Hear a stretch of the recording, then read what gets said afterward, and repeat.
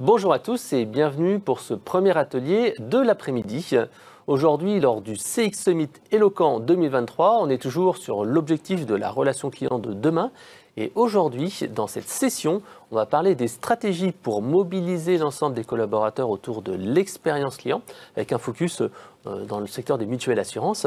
Et on va surtout parler d'engagement des collaborateurs et de culture client. Et pour cela, j'ai la chance d'avoir deux interlocuteurs.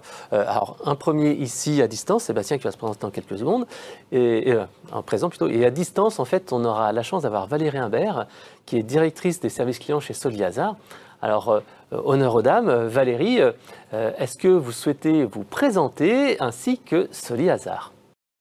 Bonjour à tous, merci Frédéric de m'avoir invité à cette table ronde. Alors oui, volontiers, deux mots sur Soliazar. Donc Soliazar, on est un courtier grossiste en assurance. C'est une société qui a été fondée il y a une quarantaine d'années par Monsieur Soliazar. Notre métier, c'est vraiment de concevoir, distribuer et gérer des produits d'assurance pour les particuliers. On a un fort ADN sur l'innovation, puisque le métier de courtier grossiste a été inventé par Monsieur Soliazar. Et puis cette année, on est très content d'avoir remporté le trophée de l'assurance dans la catégorie innovation avec une garantie squat que nous avons mis en œuvre pour nos clients qui ont une garantie loyer impayé.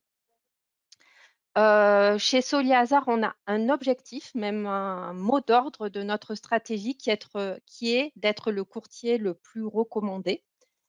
Et on y travaille tous les jours dans ma direction, qui est la direction des services clients, où il y a environ 150 collaborateurs, où nous essayons de faire vivre une expérience client positive à nos assurés, nos courtiers qui nous appellent pour que, ou qui nous demandent d'intervenir sur leur contrat d'assurance pour que vraiment ils vivent de façon positive et différente l'assurance.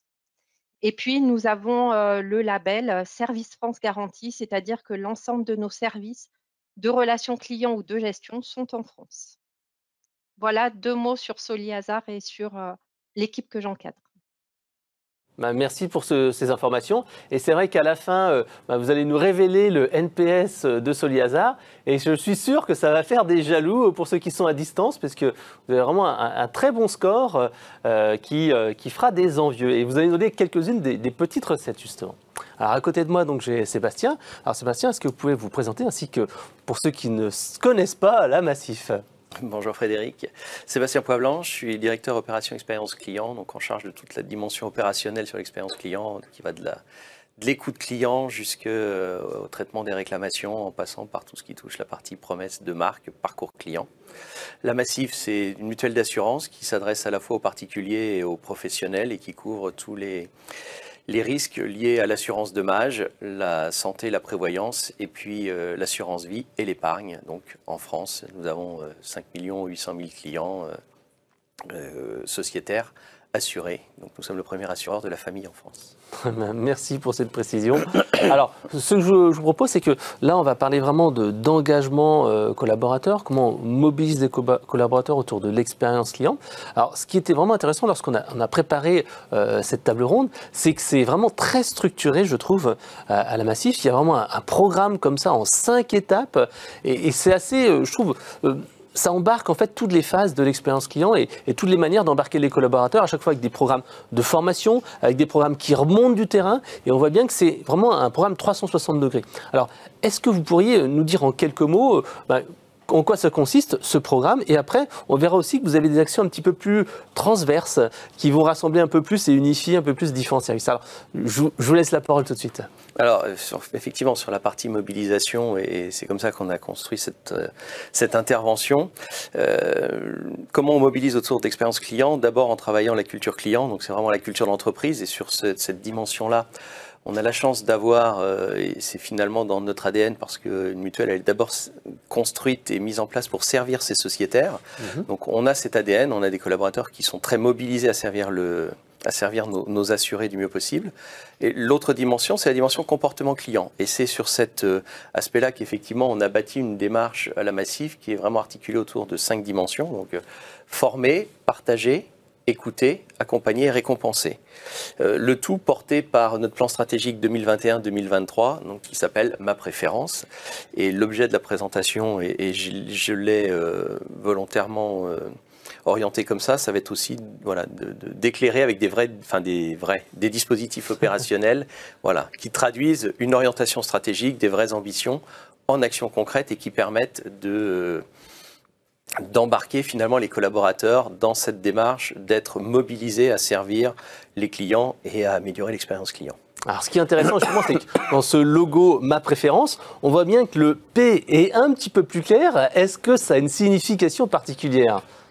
De mémoire, pas particulièrement, mais de la référence. Voilà, c'est vraiment, c'était la combinaison de, à la fois d'être la référence du marché, mais aussi la préférence de nos clients. Donc c'était une façon de dissocier les deux notions qui sont complètement imbriquées. L'objectif, c'est au-delà d'être, je dirais, le numéro 1 de la relation client sur notre secteur d'activité, c'était aussi pour nos assurés qu'ils nous reconnaissent comme tels. Mais c'est vrai que ce que je trouve vraiment intéressant à la Massif, c'est vraiment cet aspect, on fait un programme, et c'est vrai que vous avez des programmes comme ça sur plusieurs années, qui sont déployés avec des plans d'action derrière, une réflexion stratégique, et là justement c'est un bel exemple avec ce plan en 5 points. Alors le premier point de ce plan d'action, c'est former. Alors qu'est-ce que ça veut dire et comment ça se matérialise, cet aspect formation ? Alors sur la dimension formée, vraiment la colonne vertébrale, c'est un programme qu'on a appelé Les Essentiels, qui a 5 dimensions. Un premier volet qui s'appelle Essentiel relationnel. Ça, c'est vraiment ce qu'il faut comprendre, c'est un socle de formation qui dure 2 jours et qui s'adresse à tous les collaborateurs. Quelque part, c'est vraiment plus que le vernis, c'est vraiment l'équipement de base, les fondamentaux de ce qu'on attend quand on est sur le plan relationnel, quand on est soit un collaborateur en relation directe avec les clients, soit un collaborateur plutôt dans une fonction support, mais pour le sensibiliser au fait que chaque élément, chaque collaborateur de l'entreprise a un rôle à jouer pour aider, soit en direct un sociétaire, soit quelqu'un qui est lui-même au service du sociétaire. On est tous acteurs de l'expérience client. On est tous acteurs de l'expérience client. Le deuxième, c'est un programme qui s'appelle Essentiel commercial, qui là s'adresse à tous nos collaborateurs conseillers, téléconseillers qui sont en front office et qui vont transposer toute cette démarche finalement d'attention, d'utilité, dont on veut nourrir la relation et en faire une relation spécifique avec nos sociétaires pour nos forces commerciales. Essentiel managérial, c'est cette déclinaison en termes de posture managériale pour permettre à nos managers d'accompagner les collaborateurs. Essentiel après-vente s'adresse à ce qui est pour nous le moment de vérité, c'est-à-dire le sinistre. Donc comment, dans tout ce périmètre d'action après-vente, lorsqu'un sinistre se déclare chez un sociétaire, comment cette attention particulière et qu'on veut vraiment connoter, en disant moi je suis assuré à la Massif et j'ai une relation particulière, elle est différente de ce qu'on peut trouver ailleurs sur le marché. Donc comment ça s'exprime, ça se traduit concrètement en termes de processus, de posture, d'attention sur la partie après-vente. Et puis enfin, l'assurance, ça reste un métier malgré tout de l'écrit, donc on a un essentiel rédactionnel qui lui porte cette transcription dans les écrits, la transcription dans les écrits de comment je délivre une meilleure expérience client à mes assurés quand je suis dans une relation épistolaire avec eux. Et quand on sait que l'assurance, c'est une matière quand même très juridique, pas forcément toujours compréhensible, c'est un vrai souci de se rendre compréhensible, lisible par nos assurés sur tous nos documents écrits. Ouais, c'est vrai que vous faites partie de la marque, l'Association pour le management de la réclamation. Et c'est vrai que parmi les prestations qui sont offertes par la marque, il y a cette partie aide à la rédaction des courriers qui sont envoyés aux clients. Et il y a un vrai travail de rewriting pour éviter le jargon, améliorer la compréhension. Et je crois que la marque intervient chez certaines entreprises justement pour les aider à avoir cette écriture orientée client. Et c'est pas si simple, comme vous l'avez dit, dans le domaine de l'assurance ou dans beaucoup de domaines, il y a des termes techniques. Le client, il doit pouvoir comprendre sans se dire mais qu'est-ce que ça veut dire exactement, quoi. En fait, c'est tout l'enjeu des écrits qui doivent à la fois être compréhensibles par le sociétaire et qui, malgré tout, ne doivent pas dénaturer finalement le propos, le message, parce que l'assurance est une matière juridique, il y a des garanties en jeu, ces notions-là doivent malgré tout être posées, mais effectivement, je pense que tous les acteurs et nous aussi, on est rentrés dans cette démarche-là. On a un codec, donc un comité des écrits, qui va regarder finalement très régulièrement les courriers qui sont faits pour, sans les dénaturer en tout cas, essayer de les formuler de façon beaucoup plus accessible et compréhensible par l'ensemble de nos assurés, sans nous mettre en défaut par rapport à ce qui est l'exercice de notre métier, donc l'application de garanties, des notions juridiques et contractuelles qui, malgré tout, se doivent être précises. Alors, à chaque fois qu'on me pose une question, on me dit mais combien de temps doivent durer les formations à l'expérience client ou la relation client? 2 jours, c'est quand même beaucoup de mobiliser des salariés.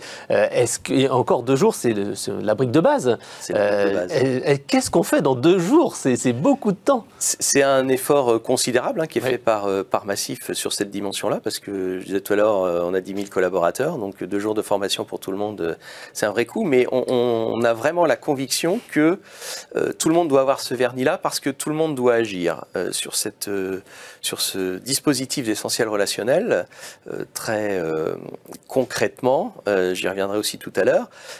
Chaque équipe doit se saisir d'un sujet et bâtir un projet d'équipe, chacun dans son périmètre, pour améliorer l'expérience client.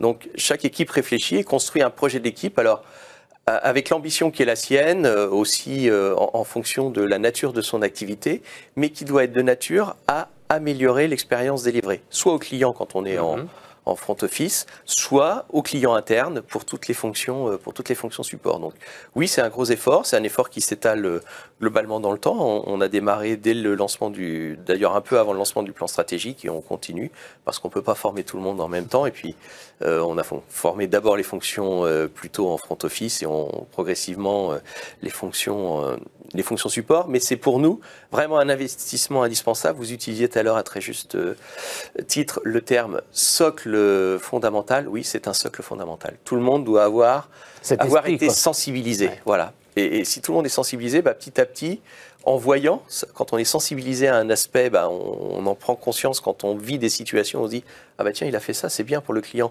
Et ça entretient cette démarche-là, et petit à petit, nos collaborateurs, finalement, montent en puissance dans cette perception, cette sensibilité sur ce sur quoi ils peuvent agir et contribuer à améliorer l'expérience client. Ouais, c'est vrai que vous aviez fait une campagne publicitaire il y a quelques temps de cela en montrant en fait des collaborateurs qui étaient pris en caméra cachée, et c'est vrai qu'on voit bien que cet esprit de servir le client, il transpirait dans ces vidéos-là, qui n'étaient pas des vidéos avec des comédiens. Ah non, c'est effectivement, fait allusion à la vidéo La Massif au banc d'essai, où effectivement on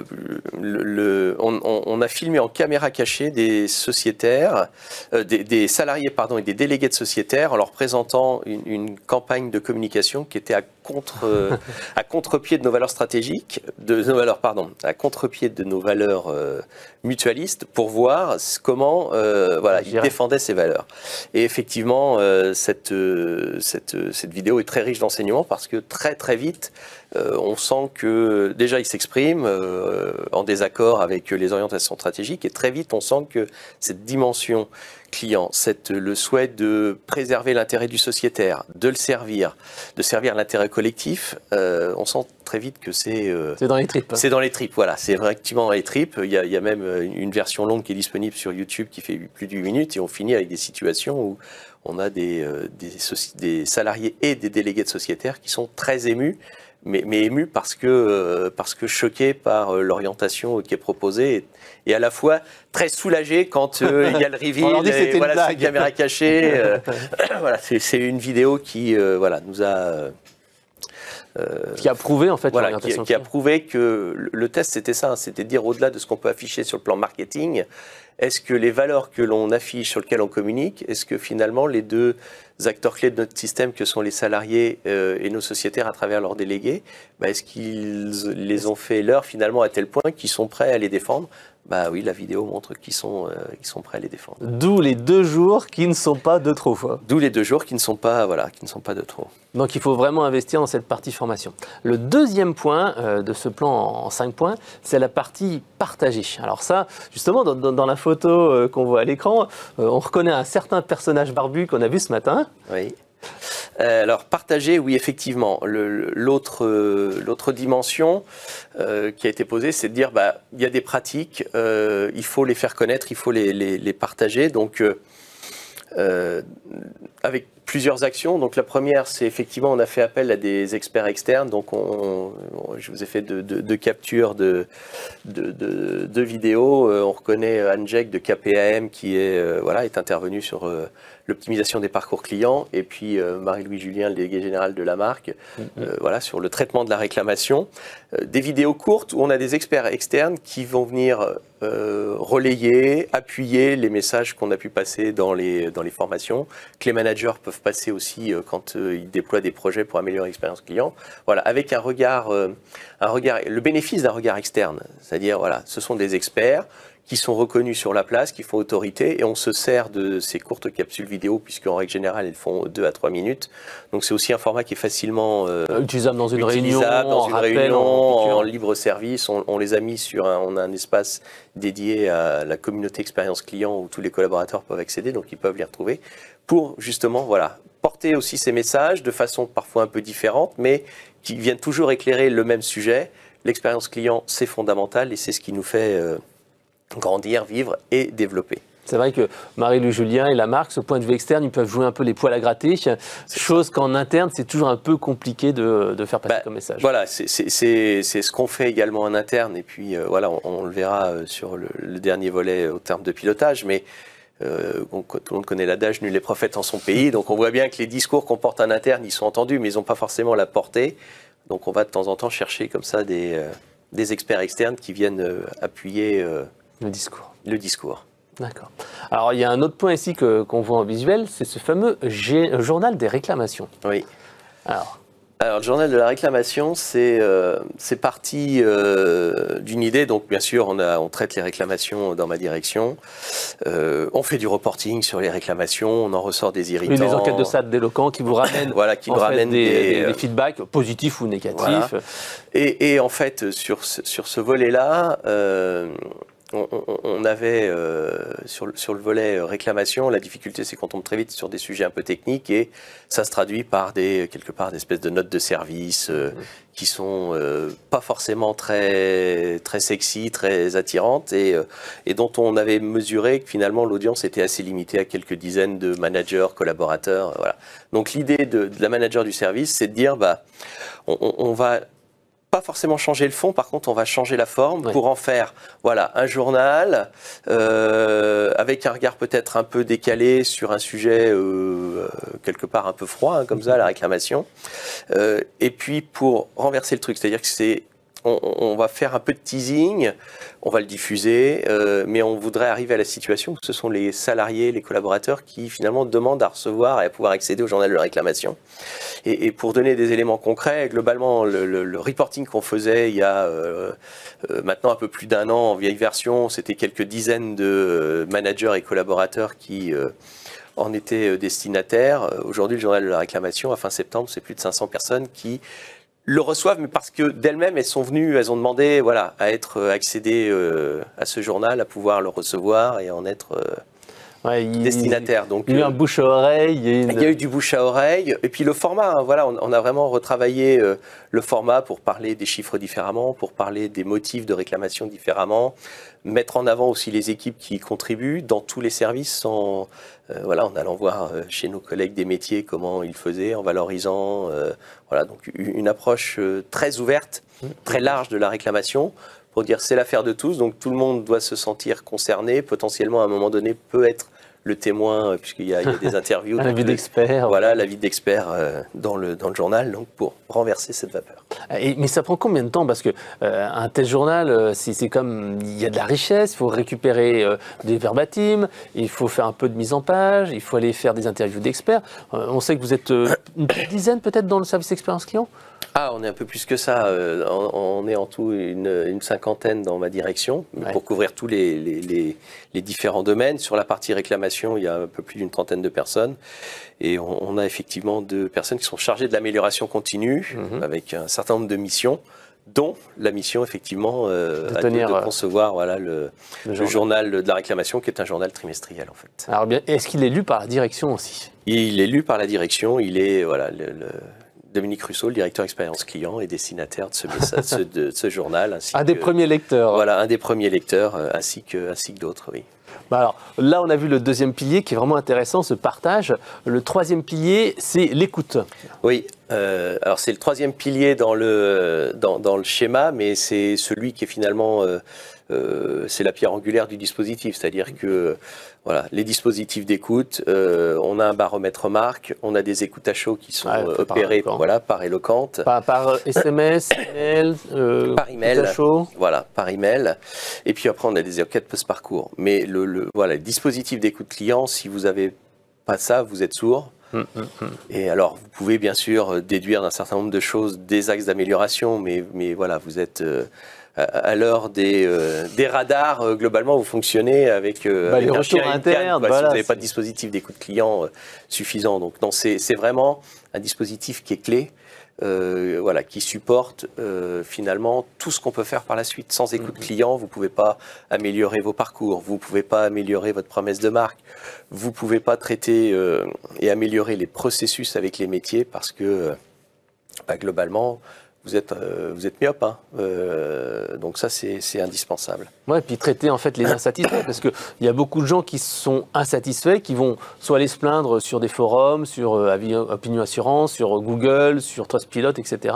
Alors que s'ils étaient interrogés, en fait on les écoute, et souvent moi je le vois, les gens en fait répondent exprès à une enquête de satisfaction en mettant une mauvaise note pour être sûr d'être appelés, parce que ça devient un nouveau canal de communication. Exactement. Et puis ça permet aussi dans le temps, hein, quand on a un dispositif comme celui qu'on peut avoir mis en œuvre avec les écoutes à chaud après chaque interaction, aussi de mesurer dans le temps. Hein. Est-ce que on a fait une première mesure, on a mis en place des actions, quels effets elles ont produits, est-ce que c'est visible, perceptible par les clients, comment les notes s'améliorent. Donc voilà, on a après un cercle vertueux qu'on souhaite vertueux qui se met en œuvre. On fait une nouvelle mesure, il y a des choses qui se sont améliorées, donc on continue. Est-ce que c'est suffisant ou pas? Ou est-ce qu'on fait porter l'effort aussi, hein, parce que on parle beaucoup là sur un volet qualitatif, mais on a aussi un volet, ça nous apporte aussi un volet quantitatif. Combien on a de sociétaires qui réclament ou qui se manifestent sur combien d'irritants? Ces irritants-là, ils représentent combien du flux global? Donc un outil d'écoute client, il a vraiment plusieurs vertus, et y compris celui de quelque part de piloter les priorités, soit par le volume, parce que on peut parfois être sur des irritants qui en volume sont très coûteux en termes de traitement, ou alors des irritants sur lesquels le volume n'est pas forcément là, mais l'intensité émotionnelle est très forte. Oui. Donc quelque part, il y a un risque. Il y a un vrai risque. C'est un peu quelque part la goutte d'eau qui tombe dans l'évier en pleine nuit, quoi. On n'entend plus qu'elle. C'est aussi la vertu d'un dispositif comme ça, sur la dimension qualitative, à un moment donné, de pouvoir se dire, là, avec les verbatims que l'on a, il y a un irritant qui génère une très forte émotion. Une très forte émotion. Alors c'est quoi hashtag client au cœur? Alors hashtag client au cœur, c'est le pendant. C'est-à-dire que là, je vous ai parlé des dispositifs qui nous permettent d'écouter les clients en externe. Hashtag client au cœur, c'est un dispositif interne, accessible sur tous les postes de travail en un clic sur le bureau, pour tous les collaborateurs, qu'ils soient en front office ou en fonction support, et qui permet à chaque salarié de signaler un irritant client qu'il a constaté, ou un irritant interne, un caillou dans la chaussure, un caillou dans l'engrenage, de le signaler. On a 2 ou 3 collaborateurs qui sont chargés de suivre cette plateforme et d'instruire derrière le traitement de l'irritant. Voilà. Soit en le regroupant avec d'autres si effectivement c'est pas quelque part il y en a d'autres qui sont convergents. Et puis ensuite de se rapprocher des métiers qui sont concernés par cet irritant. Voilà. Dans ce dispositif-là, on a une phase d'instruction et au plus tard, en 90 jours, le collaborateur a une réponse pour savoir si l'irritant a passé les étapes du processus d'instruction, donc retenu, et globalement, quelle action va être mise en œuvre. Aujourd'hui, on en a plus de 3000 qui ont été signalés oui, en 8 ans, c'est 2017 le lancement. Ah oui, quand même. Donc des petites choses, parfois quasiment un par jour. Assez bénignes, ouais, mais il y a beaucoup de choses à faire. Alors, il y a des choses qui sont récurrentes, donc voilà, on regroupe ces éléments-là.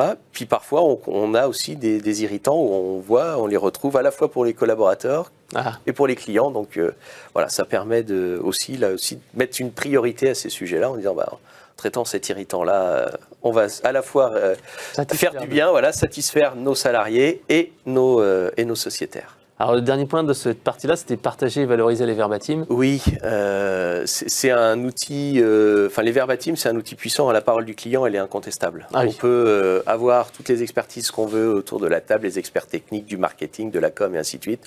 Quand le client, moi je dis souvent, le client n'a pas toujours raison, mais il a le dernier mot. Les verbatims, c'est la vérité absolue à un moment donné. Et je trouve qu'on a intérêt régulièrement à ramener finalement dans les réunions de travail, de projet, des verbatims clients pour quelque part ramener de la rationalité et surtout une vision qui n'est pas déformée par les différents prismes métiers. Voilà, le marketeur voudrait toujours aller plus loin et la technique peut être parfois un peu prudente. Non, le client, il dit ça, donc comment tous on regarde cette réalité, c'est la réalité qu'il vit, donc il n'y en a pas d'autres qui, quelque part, nous intéressent ou dont on doit tenir compte. Je veux dire, à un moment donné, c'est lui qui a le dernier mot, donc comment on la travaille. Donc c'est vrai que le partage des verbatims, ça ne doit pas être quelque part le seul terreau à exploiter et par uniquement les équipes en charge de la voix du client. Chantal me dit qu'il y a beaucoup de questions. Il y a beaucoup de questions. Donc, alors, on va passer au 4e point, l'accompagnement. Alors l'accompagnement, on a fait le choix de se doter d'une équipe qu'on appelle les animateurs expérience client et qui sont disséminés sur le territoire puisque Massif a 450 agences France entière, on a des centres de gestion un peu partout en France, des centres de relations clients, donc c'est une équipe d'une bonne douzaine de personnes présentes sur le territoire et qui va nous aider à accompagner les équipes dans tout le déploiement des projets expérience client et de la culture client. C'est eux, par exemple, qui accompagnent et qui participent à la formation des essentiels relationnels dont je parlais tout à l'heure. On a déployé une nouvelle organisation pour optimiser le traitement des réclamations depuis le 1er janvier. C'est aussi eux qui ont aidé à porter au plus près des collaborateurs sur le terrain, en participant dans les réunions opérationnelles dans les agences, à porter ce dispositif-là au plus près. Donc ce sont vraiment des acteurs qui sont véritablement clés pour nous parce que c'est quelque part notre bras armé sur le terrain, partout sur le territoire et au plus près des salariés dans les agences, dans les centres de relations, dans les centres de gestion. D'accord. Alors, le 5e point, c'est récompenser. Et je trouvais vraiment c'est une initiative que vous avez lancée, qui était assez intéressante, avec les étoiles de la Massif, les étoiles CX. Parce que vous avez dit, au départ, tout le monde n'y croyait pas vraiment à cette idée. Vous avez dit, mais si, il faut vraiment qu'on le fasse. Et ça a été un succès. Ça a été un succès, oui. Alors les étoiles CX Massif, c'est effectivement une initiative qui a été lancée l'année dernière sur une suggestion de mon collaborateur en charge de toute la démarche Veille et Podium. L'idée, c'est de dire on va créer en interne des trophées qui vont récompenser les initiatives prises par les équipes pour améliorer l'expérience client. Avec effectivement au départ un bon pour mettre en œuvre le projet, un accord, une validation, mais globalement effectivement une forme de perplexité qui s'est exprimée à ce moment-là en disant mais est-ce qu'on va pas tomber dans l'employé du mois McDo, pour lequel j'ai beaucoup de respect, le dispositif est intéressant, mais en disant est-ce que ça a du sens chez nous, on est une mutuelle et voilà, donc un premier essai l'année dernière réussi et une nouvelle édition, une deuxième édition cette année qui a confirmé le succès. On avait 2 catégories l'année dernière, vente, distribution et gestion prestation. Cette année, on a élargi aux fonctions support qui s'étaient trouvées l'année dernière un peu orphelines. Voilà, donc et véritablement, ça crée une dynamique. Ça permet aussi de détecter des initiatives qui sont prises dans les centres de gestion, dans les centres de relations clients, dans les points d'accueil, pour améliorer l'expérience client avec parfois des belles initiatives qui mériteraient d'être connues, quoi, et diffusées encore plus. Et l'autre ambition de ce projet, c'est aussi, en les mettant en lumière, de faire en sorte qu'elles soient connues. Elles sont relayées en interne. Je le disais tout à l'heure, il y a des vidéos qui les présentent. On les met en accession sur notre communauté expérience client pour que justement les collaborateurs, les managers puissent s'inspirer de ce qui est fait dans l'agence de Dijon, chez nos collègues d'Apivia, Massif Mutuel, ou dans notre autre filiale Assurance Vie, pour dire ils font ça de bien, on pourrait faire la même chose, c'est une super idée. Voilà, il y a vraiment cette dimension-là, et puis la dimension de valorisation, tout simplement, de reconnaissance. C'est une cérémonie qu'on organise et que l'on veut très belle, avec la présence du président, du directeur général, pour valoriser et encourager les collaborateurs à se mobiliser sur l'expérience client. Alors le dernier point, c'était les 2 initiatives transverses. Et il y en a une que j'aime bien, c'est la revue mensuelle de la performance client. Ça, c'est un comité transverse avec plusieurs équipes. Voilà. Alors ça, effectivement, sur ce volet pilotage, on a mis en place, dans le cadre de ce plan stratégique, une revue mensuelle de la performance de l'expérience client. En clair, on réunit tous les managers qui sont en responsabilité sur des indicateurs expérience client, du taux de réponse, du taux de traitement des réclamations par exemple, chacun. Et en fait, on partage et on échange avec eux sur les résultats qu'ils ont obtenus.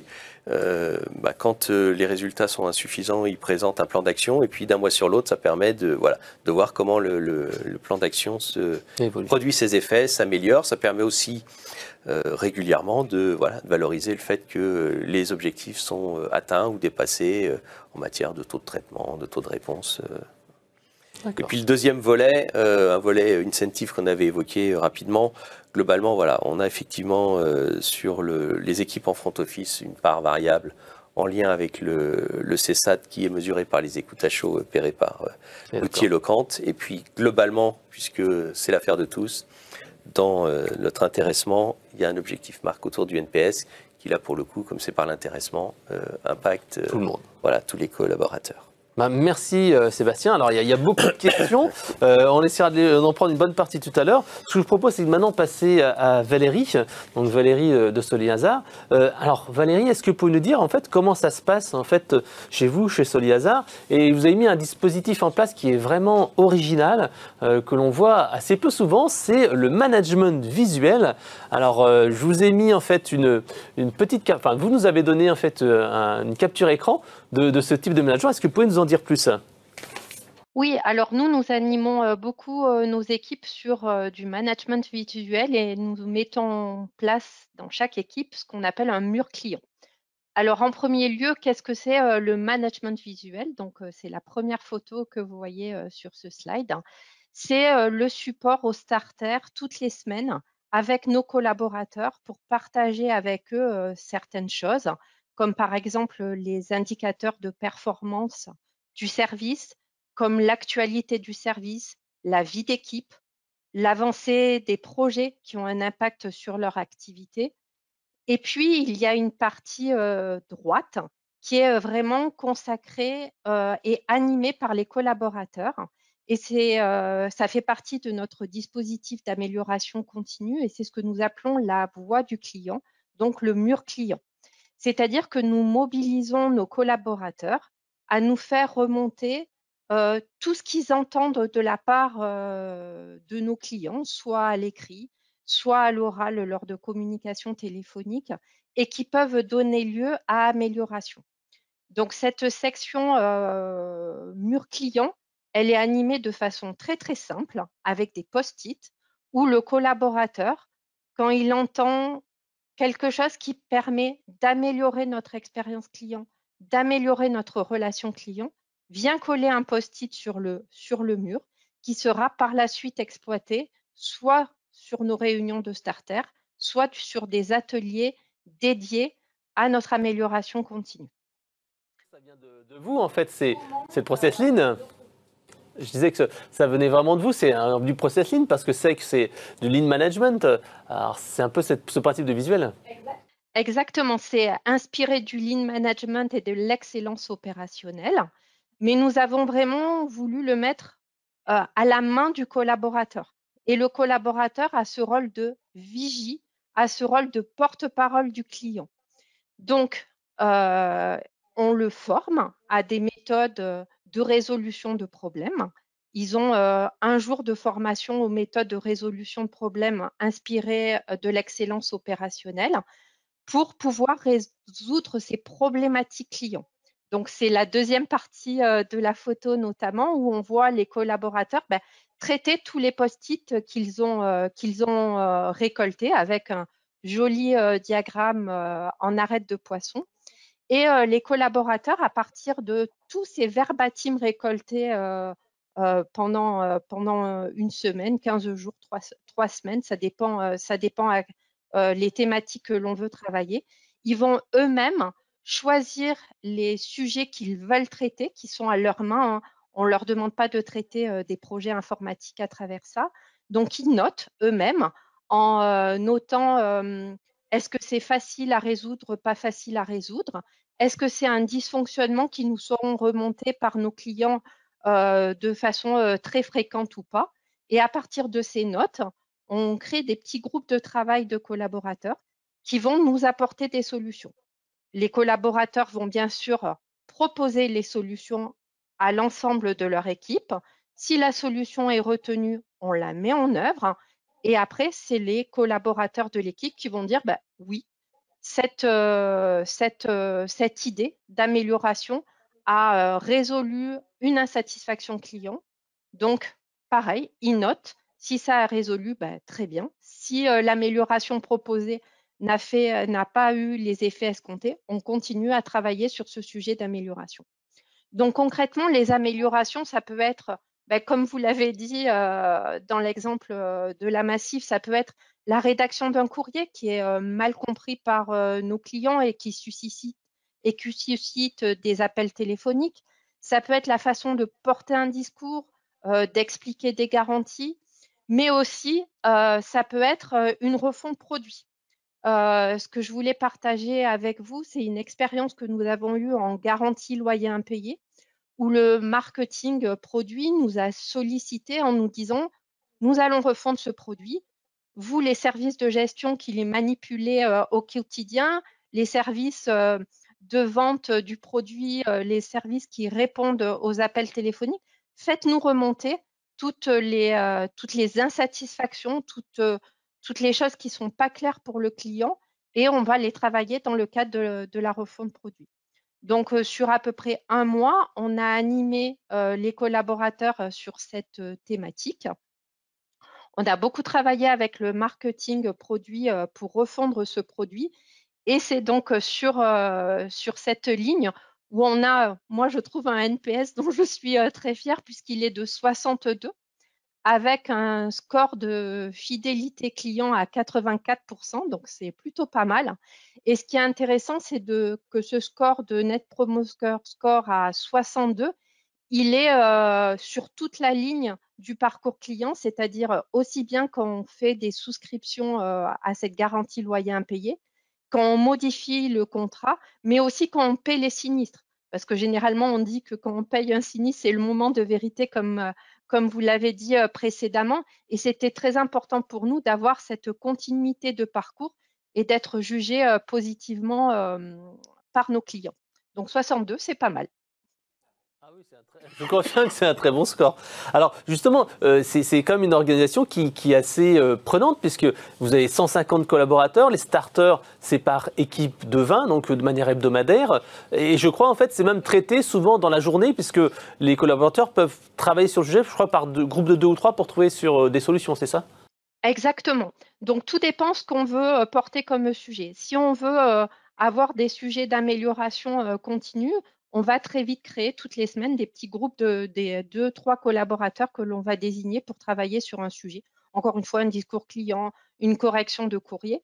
Ou alors, on va faire des murs clients qui sont destinés à des sujets plus de fond, où là, on va mettre plus de temps pour récolter les verbatims de nos clients qu'on va relever notamment grâce aux enquêtes éloquentes, ou ce que pensent les collaborateurs d'une problématique donnée, toujours avec ce même principe de post-it à coller sur nos murs pour récolter énormément de matière que l'on va après par la suite travailler en atelier dédié.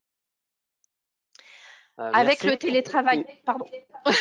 Avec le télétravail, on a aussi changé nos pratiques, puisque on a 2 jours de télétravail chez Soliazar. Donc, on a un mur post-it qu'on continue à entretenir. Et les collaborateurs ont pareil, sur une petite application Team, où même s'ils travaillent de chez eux, ils peuvent venir coller des post-it sur un mur virtuel. Comme quoi, en fait, on arrive à concilier télétravail et travail de groupe en présentiel et en distanciel. Alors, on a vu, Sébastien nous a parlé un petit peu de tout ce qui était fait à la Massif, avec un service quand même qui est impressionnant et qui donne vraiment de très beaux résultats, de très beaux programmes. Vous, chez Soliazar, vous avez des équipes qui sont comme moins nombreuses. Comment vous faites justement pour utiliser cette voix du client et la diffuser au niveau de l'entreprise? Comment ça, les verbatims, les enquêtes de satisfaction éloquents, comment vous les exploitez en fait? Oui, je voulais partager avec vous comment on améliore grâce à Eloquent l'expérience que nous faisons vivre à nos clients. Donc déjà, les enquêtes éloquentes font partie de notre stratégie, puisque pour être le courtier le plus recommandé, notre baseline stratégique, on doit mesurer quel est notre Net Promoter Score dans notre plan stratégique à 3 ans avec des objectifs à viser.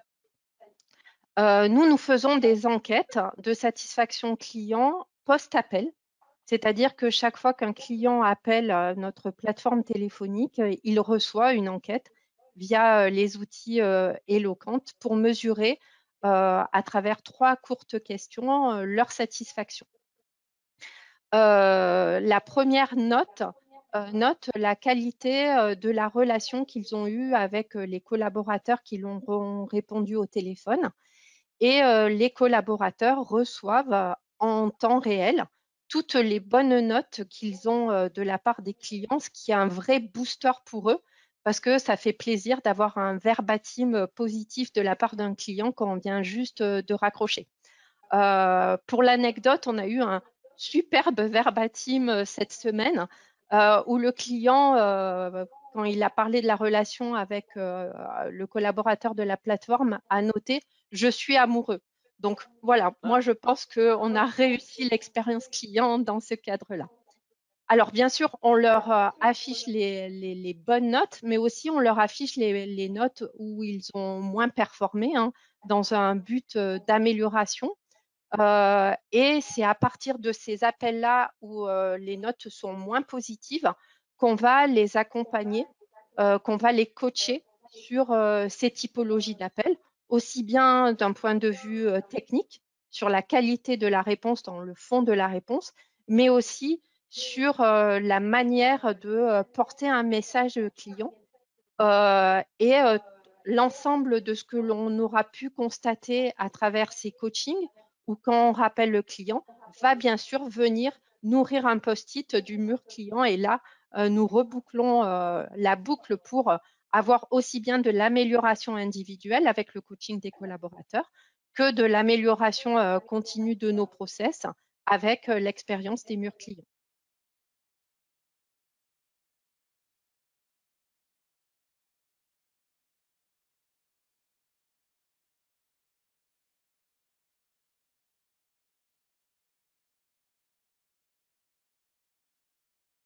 Oui, bien sûr. Un peu à l'identique de la Massif, nous formons beaucoup nos collaborateurs, notamment ceux qui sont en relation client, sur les émotions que vivent nos clients quand ils nous appellent sur la plateforme. C'est-à-dire qu'on a une journée de formation dédiée à ça quand le collaborateur intègre Soliazar, où on va apprendre à repérer les émotions clients, à les traiter, comment on peut être empathique vis-à-vis de ces émotions clients, comment on peut aller les chercher aussi. Par exemple, quand un client nous appelle parce qu'il a fait l'acquisition d'un nouveau véhicule, ben, on va le féliciter de cette acquisition. Donc, on va aller chercher les émotions clients. Donc, ça veut dire que ben, les collaborateurs de la plateforme reçoivent des émotions positives, mais aussi malheureusement des émotions qui sont plus difficiles à gérer. Et donc, on a mis en place des ateliers que nous appelons décharger ses émotions. Concrètement, qu'est-ce que c'est ces ateliers? C'est qu'on va consacrer 2 heures de formation-information, d'outils pratiques pour les collaborateurs, où ils viennent de façon libre, leur apprendre des techniques pour décharger les émotions, soit pendant l'appel, quand ils sentent que le ton de la conversation devient difficile et qu'ils ont du mal à gérer un appel, ou post-appel. Donc, de façon très concrète, on leur donne des outils. Par exemple, lors d'un appel, on leur apprend à masser un point d'acupuncture qui fait redescendre le niveau émotionnel. On leur apprend aussi post-appel à faire des exercices de saturation du cerveau pour retrouver un équilibre émotionnel et pouvoir repartir, je dirais presque à blanc lors d'un appel. Donc, on a 5 collaborateurs comme ça qui sont formés à toutes ces techniques et lors des ateliers, ils aident les collaborateurs à les mettre en pratique, à leur apprendre le fonctionnement, comment fonctionne la montée de stress pour pouvoir leur donner des solutions pour qu'ils soient bien dans leur job pour répondre aux clients et qu'ils vivent une expérience positive au travail. En tout cas, je trouvais que c'était vraiment original et quand on en parlait, c'est vrai qu'autant il y a des formations un petit peu classiques sur la gestion des émotions, reconnaître les émotions, mais c'est vrai que là j'étais étonné avec l'acupuncture qui est, c'est vrai, très très très répandue, mais pas trop dans le domaine de la relation client. Donc voilà, je trouve que bravo pour cette initiative et je suis vraiment très content d'avoir entendu parler de cette manière d'essayer de faire redescendre le stress. Exactement. Donc, on est vraiment inspiré de la sophrologie, de la pensée positive pour ces 5 techniques qu'apprennent les collaborateurs pour pouvoir gérer leur stress pendant l'appel ou post-appel. Ah, super. Alors Chantal nous disait qu'on avait beaucoup de questions, donc cet atelier a déchaîné les passions. Alors on va peut-être faire gagner le livre donc, de la marque. Alors juste la marque dont vous faites partie fait demain, je crois, une intervention sur, chez vous, au siège de la Massif. Oui, nous accueillons la 59e convention de la marque demain autour d'un thème autour de la RSE. Avec des beaux témoignages. Donc il y a encore quelques maigres places en présentiel. Par contre, il reste effectivement la possibilité de se connecter en distanciel puisque l'événement sera live. Voilà, sera live, à distance. À distance. Donc vous pouvez, en passant sur le site de la marque, vous inscrire pour pouvoir bénéficier du lien et écouter nos intervenants pour cette matinée. Alors Chantal, c'est quoi la question pour gagner le livre de Marie-Louise Julien, Benoît Bronin et Stéphane Bourrier? Alors la question, je vous laisse être devant vos écrans et sur vos claviers. Sur quel support sont rédigés les commentaires du mur chez Soliazar? Sur quel support sont-ils rédigés? Je vous laisse répondre. J'en profite. Alors, il y a énormément de questions. Il va y avoir des déçus parce que vraiment, on n'aura pas le temps de tous les poser. Je vais prendre Christelle. Le dispositif d'écoute interne de la Massif s'occupe-t-il également des irritants collaborateurs dans une approche de symétrie des attentions? Oui, complètement. Dans le dispositif #client au cœur, les collaborateurs peuvent faire remonter des irritants qui les concernent eux directement ou qui concernent d'autres collaborateurs, mais on est bien dans une symétrie des attentions, donc le dispositif vise les deux dimensions. Le journal qui, donc, pour répondre à Morgane, vous l'aviez précisé ensuite, est trimestriel. Patricia demande si les collaborateurs sont-ils eux-mêmes contributeurs de ce journal via des témoignages ou une méthodologie de résolution? Alors, on a dans le journal effectivement la mise en valeur de collaborateurs, alors soit par des témoignages sur une situation qu'ils ont pu vivre et résoudre, soit sur une dimension métier, la façon de traiter, voilà, de traiter une réclamation sur un aspect technique qui améliore la compréhension, qui facilite la compréhension. Donc oui, on a vraiment, c'est aussi un peu un facteur clé de succès finalement de ce journal. De renvoyer aussi un peu et de mettre en lumière les collaborateurs qui chaque jour contribuent à l'amélioration de l'expérience client et au traitement des réclamations. Nous avons Henri qui demande, est-ce que dans le process massif, les réponses aux enquêtes descendent au niveau des agences qui sont en relation avec les clients? Et si oui, comment s'effectue le suivi des actions locales? Alors, c'est un des bénéfices du dispositif que l'on a mis en place avec Eloquent, c'est qu'effectivement, à l'issue de chaque visite en agence, les sociétaires reçoivent donc une enquête par mail, ils y répondent et les managers des agences ont toute visibilité sur les résultats qu'ils ont obtenus, sur les verbatims. Voilà. Et après, en fait, ils instruisent avec leur propre direction en charge de la distribution les actions pour améliorer le.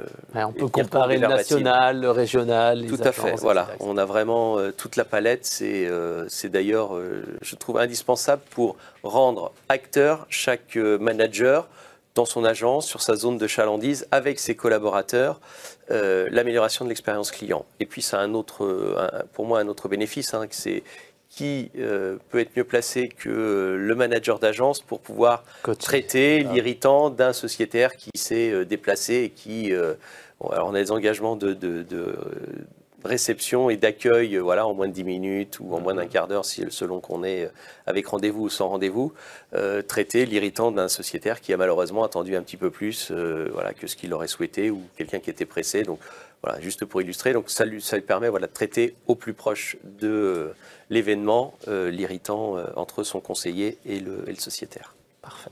Question pour Soliazar peut-être.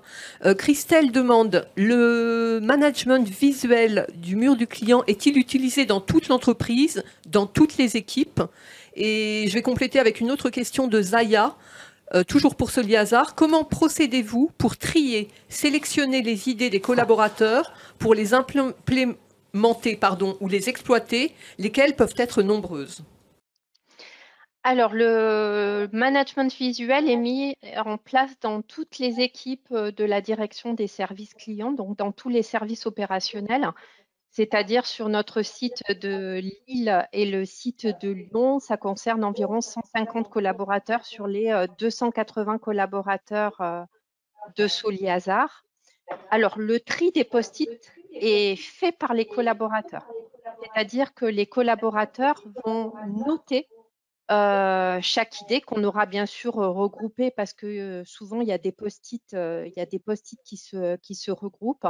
Donc, en fonction de la fréquence d'apparition d'une insatisfaction client et de la facilité à la résoudre pour qu'on ait beaucoup de quick wins qui se mettent en place. Ça appartient vraiment aux collaborateurs de voter. Est-ce qu'on a le temps? Ah oui, on a encore un temps. On va en prendre une ou deux. Alors, j'ai Ludivine. C'était pour la Massif. La culture centrée expérience client n'est pas native en milieu professionnel. Comment, entre parenthèses, quels prérequis et étapes en amont et depuis combien de temps construisez-vous pour arriver à cette maturité d'organisation en action? Alors, je pense qu'il faut déjà un terreau. Hein.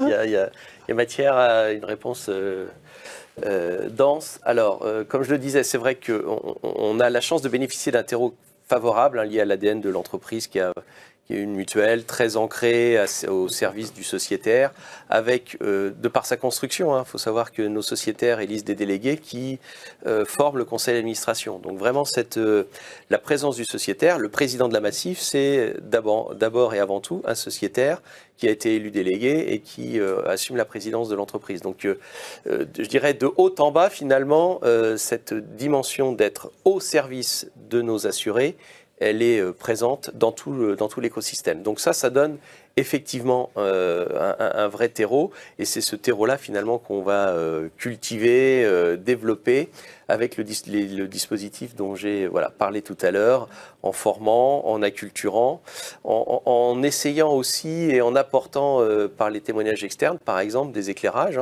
sur ce que peuvent faire d'autres acteurs, certains de nos confrères et néanmoins concurrents, ou dans d'autres secteurs, pour essayer de faire prendre conscience, et cet effort de pédagogie, on l'a illustré tout à l'heure avec les jours de formation par exemple, mais au-delà de ça, et pas que sur la partie formation, l'information culture client, elle est relayée, elle fait l'objet de postes de communication interne pour faire prendre conscience que dans un secteur de l'assurance, c'est pas tant le contrat finalement qui est...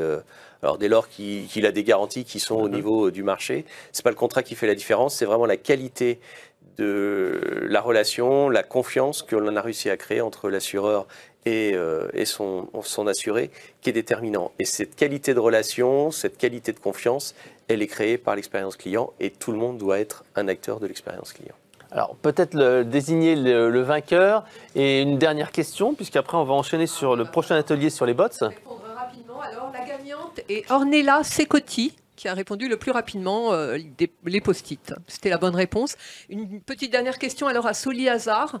Faites-vous des mises à jour de la formation sur la gestion des émotions dans des contextes difficiles? Covid, inflation, catastrophe climatique. C'est Christelle qui la pose. Oui, complètement. Donc, la formation à la gestion des émotions clients, c'est une formation d'une journée qui est très, très ludique. On met les collaborateurs dans des situations un peu farfelues, pour tout vous dire, et on adapte toutes les thématiques à la situation du moment. Par exemple, le Covid, ça a été des moments difficiles pour nos assurés, mais plus fréquemment les tempêtes qu'on a connues récemment, et on va illustrer la relation client à travers des exemples de l'actualité.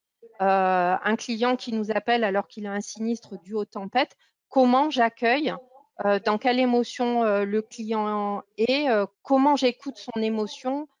Donc oui, on l'adapte complètement en fonction de l'actualité. Merci pour ces beaux témoignages à vous deux. Celui-là, on a eu beaucoup de questions, donc on a un petit peu dépassé le timing. Donc je vous propose de nous préparer pour le prochain atelier. On va parler d'intelligence artificielle cette fois. Et on parlera ChatGPT, Bard, Sauveur ou Fossoyeur de la relation client de 2025. Merci à tous. Merci Valérie. Merci Sébastien. Et à très bientôt.